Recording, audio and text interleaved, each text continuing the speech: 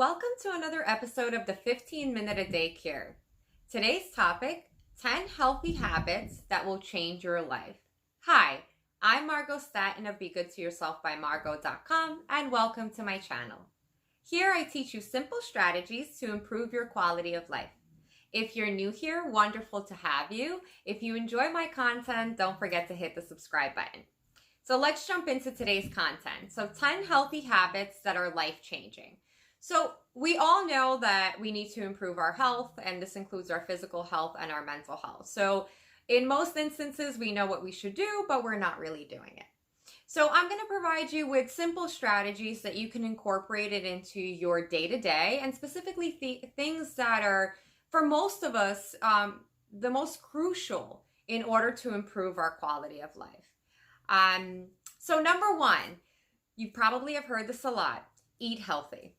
Now, when I mean eat healthy, I'm not necessarily implying that you should just cut out everything you love to eat. You know, food is a wonderful thing. It's comforting. It makes us happy. It's something we share with our family and friends, and it should be an enjoyable experience.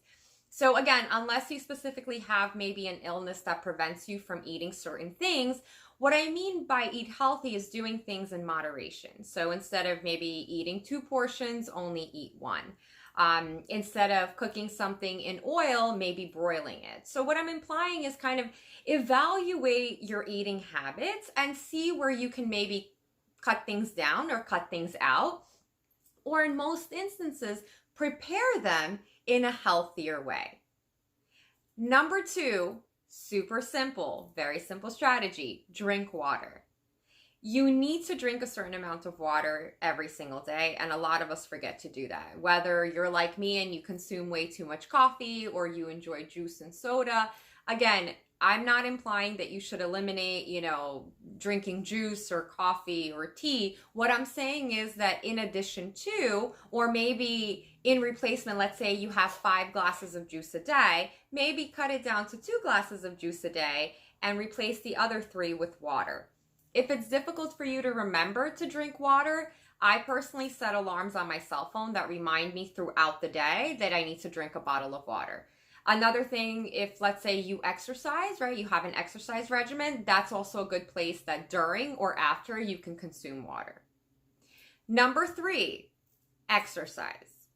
I know nobody likes to hear this, and I know that whoever's watching this, you guys are probably thinking, oh my God, I don't have time for exercise. You have time. You might not have time to exercise 2 hours a day, 1 hour a day, 3 hours a day, go to the gym, go running, go biking. You might not have time for certain exercises, but you have time for exercise. You can incorporate 10 to 15 minutes a day. You can do half an hour 3 times a week. You can do Zumba. You can do yoga. You can do weightlifting at home. You do not need a gym membership. You can, instead of, let's say, taking the bus to work, if it's, 10 blocks away, you can walk on nice days. There are a number of things that you can do that qualify as exercise that fit into your routine. Typically, exercise regimens fail because either 1, you're doing something that you really dislike, or 2, it takes you out of your routine and your comfort zone. So there are a ton of options available. You can even dance, dance with your kids, while out. There are a lot of things that you can do that are still exercises and fit with your day-to-day. So again, exercise is really, really, really important, and it truly is life-changing, especially when you make it a habit. Number 4, personal growth. We need to constantly be improving. It could be learning a new skill.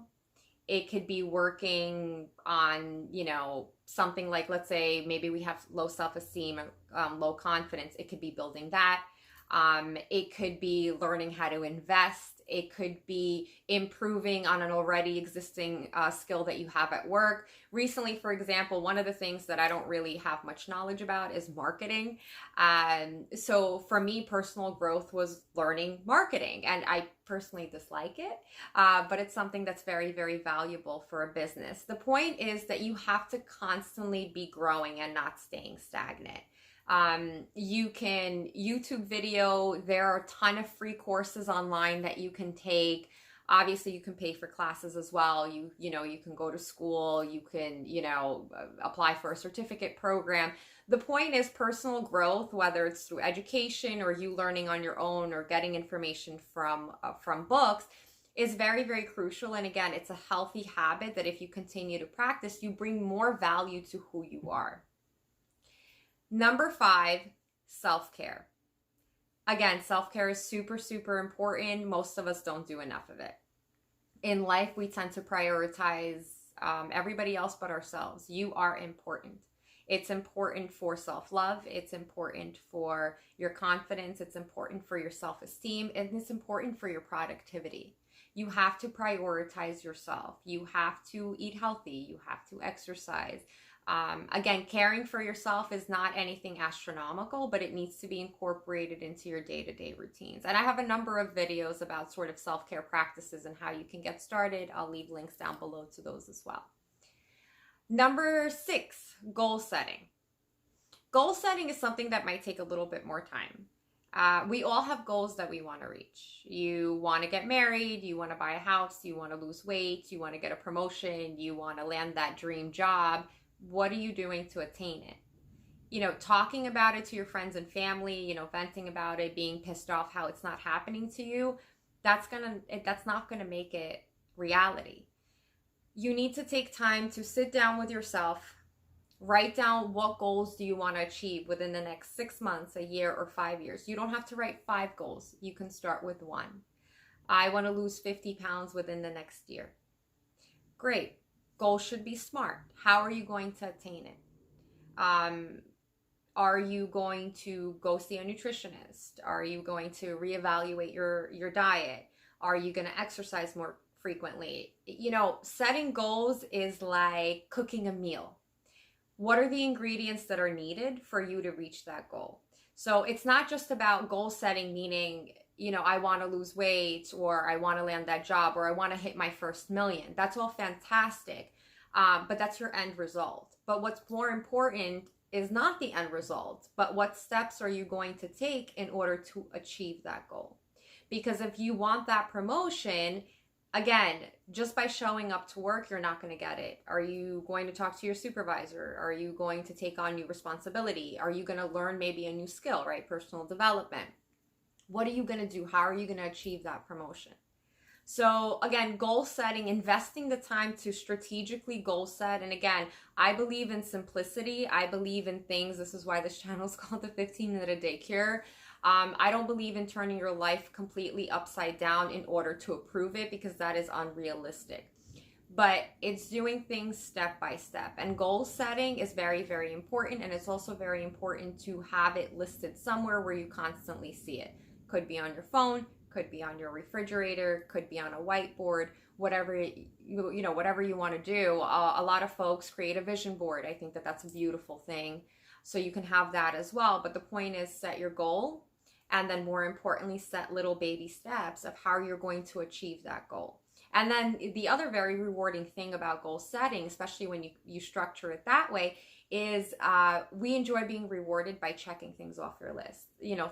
Think about when you have a lot of tasks to complete at work maybe, and one by one you're crossing them out or you're checking them off. It's a very rewarding feeling, and it motivates us to keep going. Number 7, time management. A lot of stress, anxiety, and being overwhelmed comes from poor time management systems. There are enough hours in a day for you to realistically accomplish all the things you need to accomplish, but you need to have a time management system.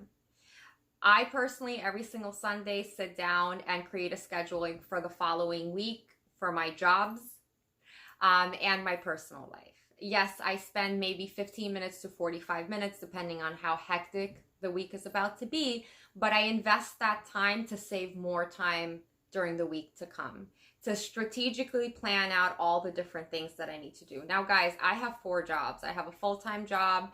I see clients, I teach, and I run a business. So, and I have a child, and I still maintain, my obligations with my family and still have time to see my friends. It's obviously not on a daily basis. But the point is that there are enough hours in a day, but you need to have a time management system. And your time management system should not live in your head. You will forget, you will get stressed, something will come up, it's an emergency, and all of a sudden you forgot 50% of your to-do list. Things should be written down. How you write them down is completely up to you, but they should be written down. Not only that, just a very, very simple tip. When you're creating a time management system, make sure you leave blank space. Sometimes folks make the mistake of kind of putting way too much content of things that they need to accomplish in a day and don't leave any blank space for emergencies. Things will come up. Some tasks will take you longer to complete. As you all know, there are interruptions at work, you know what I mean? And if you're working with somebody and you thought you would be on the phone with them for 5 minutes and you're on the phone with them for half an hour, again, sometimes tasks just naturally take longer than you expected and emergencies come up. So you want to make sure that when you're strategically planning out your day, you book yourself for 75% of the time. And by the way, as part of your time management, when you're sort of planning out your to-do list and how you're going to achieve things, make sure you also pencil in self-care breaks. Number 8, keeping an organized space. Cluttered space creates a cluttered mind. You might not consciously be aware of it, but you want to make sure that your space at work and your space at home is organized. Disorganization and clutter creates stress and anxiety. So it doesn't have to be anything monumental, but try to keep your spaces that you're in, again, home and work primarily, and maybe your car. Try to keep it as organized and clean as possible. You want to make sure that you know where everything is. Typically, especially in the workplace, I always recommend that at the end of a workplace, you sort of clean your desk, put everything away. I know that a lot of times people say, well, the next day I'm just going to take it out again. Okay, but what happens is in the morning, the next day, when you walk into work and you just see a bunch of paperwork and files lying around or whatnot, you automatically become very, very overwhelmed. So simple thing that maybe takes 5 minutes of your time at the end of the day, but you want to make sure that everything is very, very organized. Number 9, budgeting. A lot of our stress in life, right, is worrying about finances. It's worrying about money. It's living paycheck to paycheck. It's going into debt. At worst, it's not having enough money to put food on the table or pay the rent. Budgeting, and financial struggles are sort of one of the biggest stressors that we have. You can create a simple budget. It could be an Excel spreadsheet that essentially lists all the money that's going in and all the money that's going out. And you want to make sure that you're not lying to yourself. If you have a tendency to spend, $200 on going out, and maybe another, $150 to $300 on miscellaneous items like random knickknacks that you pick up or shopping sprees or whatever it may be. When you're creating a budget, you have to be honest, because the only person you're lying to is yourself. You have to be realistic and understand a lot of us don't realize that we spend more than we make. And when you create a simple budget, this is the amount that I get paid from an employer, from unemployment, from child support, wherever. And this is how much I'm spending monthly. You're going to clearly see what's going on. You should be always bringing in more than you're spending. And finally, number 10, and this is obviously what I preach all the time, you want to make sure that you feel good about yourself. Life is about being happy. Quality of life is about feeling good mentally, physically, spiritually. It's about optimal wellness. What are the strategies that you put in place to make you feel good? What are you doing for yourself? How are you improving yourself? Are you learning more, again, personal growth? Are you learning more about self-love? Are you learning more about self-esteem? Maybe you have a negative mindset, so you tend to have a lot of negative thinking. What are you doing to improve that and replace negative thoughts with positive thoughts and create a positive mindset? You have to feel good about yourself. If you don't feel good about yourself, you're probably not eating healthy. You're not drinking water. You're not exercising, there is absolutely no personal growth. So again, self-care, for example, is prioritizing yourself. Do things that make you happy. And to be honest with you, if you start eating healthy and drinking water and exercising and practicing self-care, number 10, feeling good about yourself, will naturally come. All right, so those are the 10 healthy habits that are life-changing. I hope you enjoyed the video. Leave a comment. Let me know what your healthy habits are. If you enjoyed the video, please hit the like button and subscribe. And always remember to be good to yourselves.